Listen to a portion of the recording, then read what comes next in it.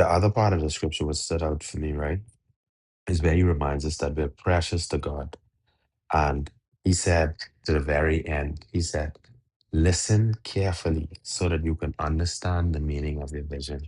And to me, that just means plain and simple, when we hear the voice of God, we need to listen to the voice of God. Sometimes, guys, man, angels just come to us in all sort of forms. Sometimes it just takes a stop to listen.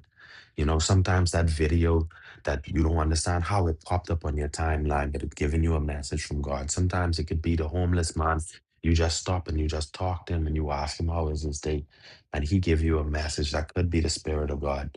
You know, but what it takes from us, the thing that is required on our part, is to know two things. Number one, that our God does speak to us. And the next most important thing, like the author said in the scripture, is that we must listen carefully. Listen carefully. You notice the emphasis on the word carefully. He didn't say just listen. He said listen carefully. That means that in order for us to hear the voice of God, we must listen carefully. So thank you everyone for the opportunity to speak.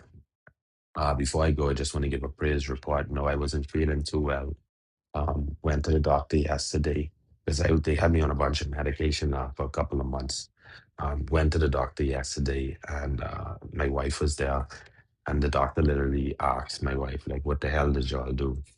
He's like, his body made a complete 360 turnaround, and nobody could tell me that it wasn't the prayers, because that's what it was. Because I was praying night and day, every single day, for God to just keep me here to watch my children get old, and I just feel it was one of those things that I know prayer unlocked, because I went from certain levels, like I was teeter lining where I could have had collapse of certain organs, right? And it dropped over 200 points, which took me like in perfect health. So only God, nobody could tell me no difference. So thank you all for keeping me covered in your prayers. I'm Carrie, and I relinquish my mic.